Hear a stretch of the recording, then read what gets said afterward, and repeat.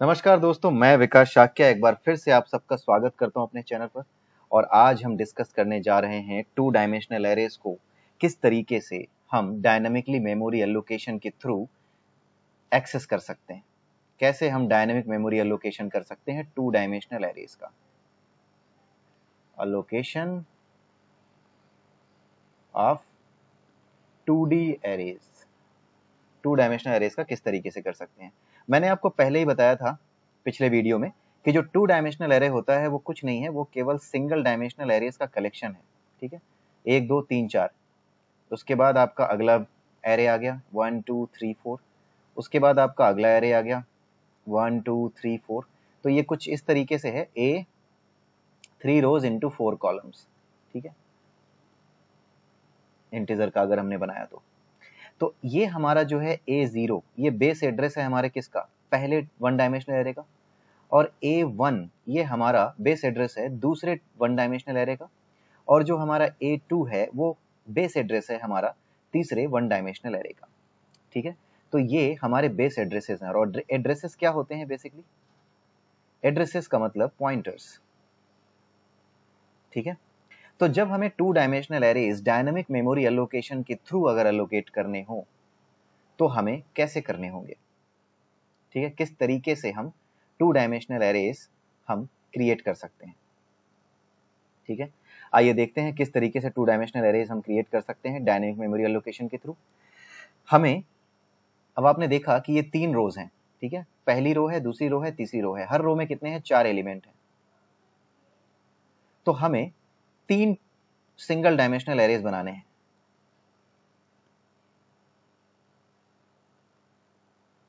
3 single dimensional arrays बनाने हैं। ठीक है, और एक सिंगल डायमेंशनल एरे की मेमोरी एलोकेट करना डायनेमिकली हम जानते हैं, int asterisk p is equal to int asterisk malloc। और कितने की मेमोरी एलोकेट करनी है, 4। हमारा सिंगल डायमेंशनल एरे कितने का है, 4 का है। 4 के लिए हमें एक्सेस करनी है, एलोकेट करनी है। तो 4 इंटू साइज ऑफ इंट।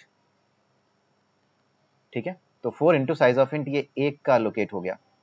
इसी तरीके से अगर हम क्या करें, asterisk p1, int asterisk p1, उसको भी इसी तरीके से एलोकेट करें। और इंट एस्ट्रिक p2, इसे भी क्या करें, ऐसे ही एलोकेट करें। ठीक है, और एक एरे और बनाएं, किसका एरे, पॉइंटर्स का array. Int asterisk p array ऐसे बनाएं 3 का।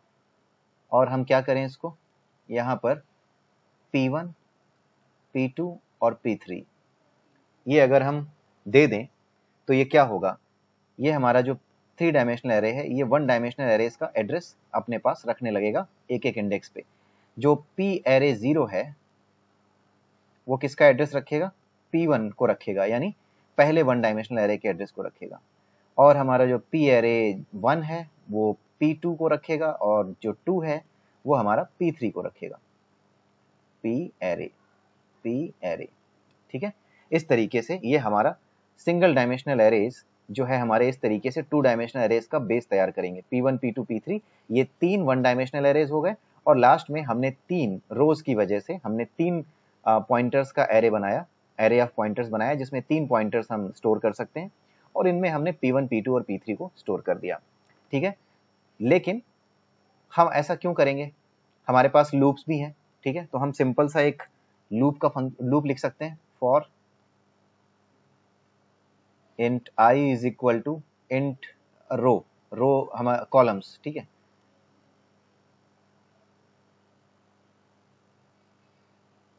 int rows is equal to 0 rows, क्योंकि हमें रोज ही तो देखनी है, रोज स्मॉलर देन 3, हमें 3 रोज चाहिए, एंड रो प्लस प्लस। ठीक है, और यहाँ पर हम ऊपर एक एरे ऑफ पॉइंटर्स बना देते हैं, p एरे 3 का।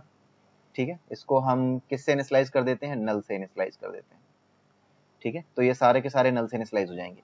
अब यहाँ इसके लूप के अंदर हम क्या करेंगे, int asterisk p is equal to int asterisk malloc 4 into size of int 4 क्यों? क्योंकि हमें 4 एलिमेंट्स लेने हैं, 4 कॉलम्स लेने हैं। यही तो सिंगल डायमेंशनल एरे का तरीका था। जैसे सिंगल डायमेंशनल एरे को डायनेमिकली एलोकेट करते थे, वैसे ही सिंगल डायमेंशनल एरे को हम यहाँ डायनेमिकली एलोकेट कर रहे हैं। और एट द सेम टाइम हम क्या करेंगे, p एरे, और यहां पर हम क्या लिखेंगे,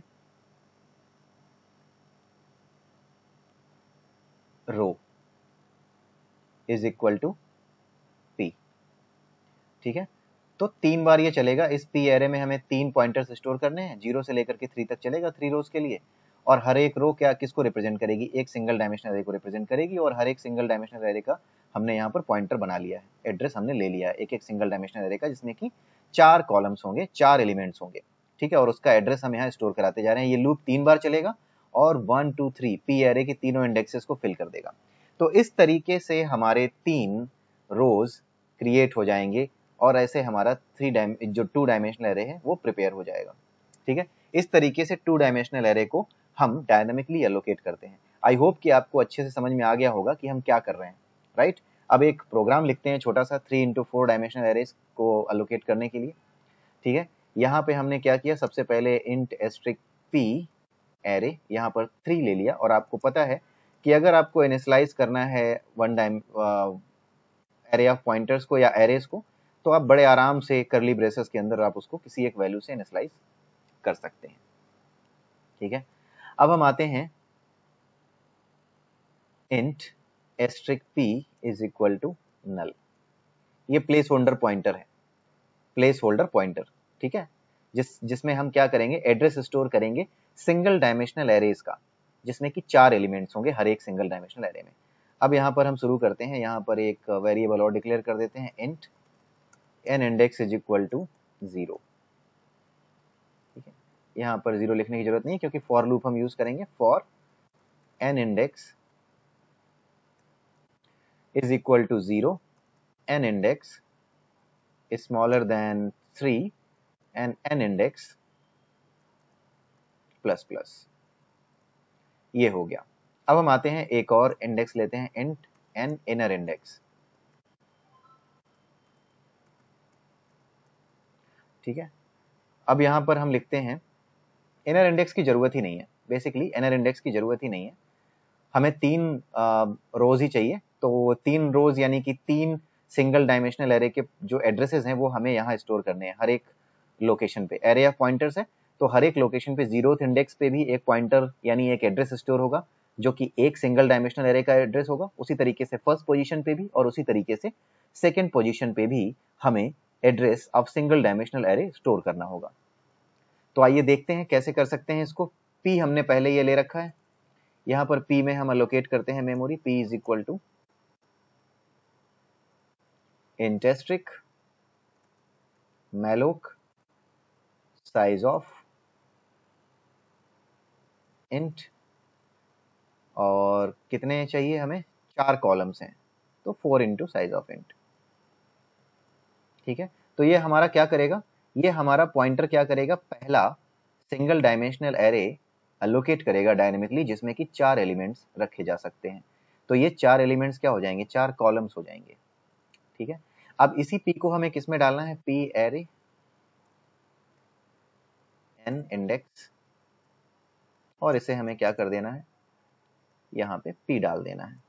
ये लूप 3 बार चलेगा और हर एक बार ये मेमोरी एलोकेट करके ये p एरे के तीनों इंडेक्सेस में एक एक सिंगल डायमेंशनल एरे का एड्रेस स्टोर कर देगा। अब हम देखते हैं, आगे देखते हैं इसमें कि क्या हम वैल्यू स्टोर करा पा रहे हैं। ठीक है, अब हम जरा वैल्यू भी स्टोर करा लेते हैं। अब यहाँ पर फिर से n इंडेक्स लेते हैं is equal to 0, n index smaller than 3 rows, n index plus plus. ठीक है, अब उसके अलावा एक वेरिएबल और चाहिए हमें, क्योंकि हमें अब ये तो रो के लिए हो गया, एक कॉलम को रिप्रेजेंट करने के लिए भी एक हमें वेरिएबल चाहिए। इंट एक इंडेक्स वेरिएबल चाहिए, इनर इंडेक्स कर देते हैं, यहाँ पर इनर इंडेक्स ले लिया। आप भी वेरिएबल्स ऐसे ही डिक्लेयर करना, यही प्रैक्टिस करो आप कि इस तरीके से ही वेरिएबल डिक्लेयर करो। ठीक है, अब हमने यहाँ अंदर क्या किया, for n inner index is equal to 0, n inner index smaller than 4 क्योंकि 4 कॉलम्स हैं, और then n inner index plus plus. अब आप यहां पर देखिए किस तरीके से हम इसको फिल करेंगे, जो हमारा 2 डायमेंशनल एरे है। P एरे, इसमें हम क्या करेंगे, n index and then n inner index, और यहां पर हम क्या डालेंगे, वैल्यूज डालेंगे। हर एक में सेम वैल्यू डाल देते हैं, 10 डाल देते हैं सब में, ठीक है, हर एक में 10 वैल्यू डाल देते हैं, यानी कि किसी भी इंडेक्स पे 10 की वैल्यू ही स्टोर होगी। तो ये रो और कॉलम हर एक में 10 की वैल्यू, हर रो में हर कॉलम में 10 वैल्यू स्टोर कर देगा। अब इसको जरा प्रिंट भी करा लेते हैं। प्रिंट एफ एक मैसेज दे देते हैं, /n printing the entire set of values।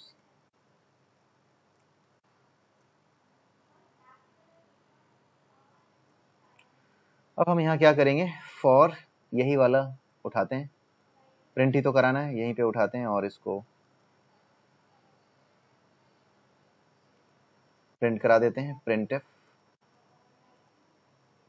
/n percentile d /n नहीं, जो रोज होंगी, जो कॉलम्स होंगी उनको /t से दिखा देते हैं हम, /t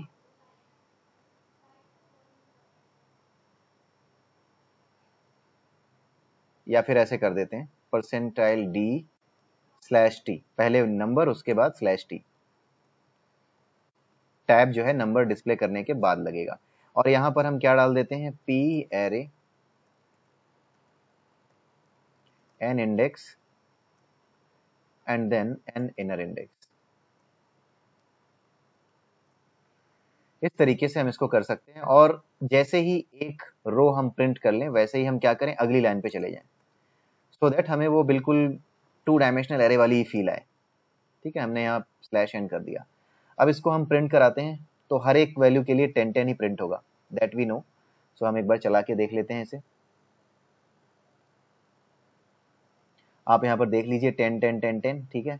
ये इस वजह से ऐसा आ रहा है क्योंकि हमने इसको यहाँ पर /n नहीं लगाया, यहाँ पर लगा दीजिए तो ये थोड़ा अच्छा सा हमें दिखाई देगा, अगली लाइन पर दिखाई देगा। ठीक है, अब आप देखिए 10 10 10 सब में आ गया, 3 रोज एंड 4 कॉलम्स, और हर एक पे 10 वैल्यू स्टोर है। तो इस तरीके से आप वैल्यू स्टोर कर सकते हैं एक 2 डायमेंशनल एरे में after dynamically allocating the memory for the 2 dimensional array.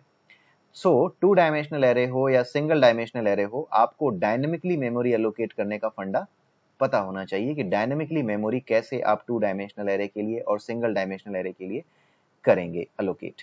ठीक है, सिंपल सी चीज जो आपको याद रखनी है कि कोई भी 2 डायमेंशनल एरे जो है वो कलेक्शन ऑफ 1D एरेज है, यानी सिंगल डायमेंशनल एरेज का कलेक्शन है।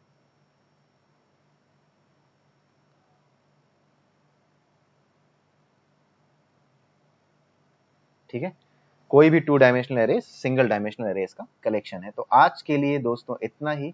मेरी वीडियो को लाइक कीजिए, मेरे चैनल को सब्सक्राइब कीजिए, अगर आपको अच्छा लगता है तो अपने और दोस्तों के साथ, अपने और फ्रेंड्स के साथ मेरे वीडियो को शेयर कीजिए, और बने रहिए वर्तिता लर्निंग प्लेटफॉर्म के साथ। यहाँ पर हिंदी और इंग्लिश दोनों ही लैंग्वेजेस में जितनी भी हम प्लेलिस्ट बना रहे हैं वो दोनों ही लैंग्वेजेस में आपको अवेलेबल करा दी जाएंगी। आप बने रहिए हमारे साथ, धीरे धीरे हमारी टीम इस पे काम करेगी और आपके लिए अच्छे से अच्छा कंटेंट हम लाने की कोशिश करेंगे, दोनों ही लैंग्वेजेस में, हिंदी में भी और इंग्लिश में भी। सो आज के लिए इतना ही। Have a nice day and bye bye.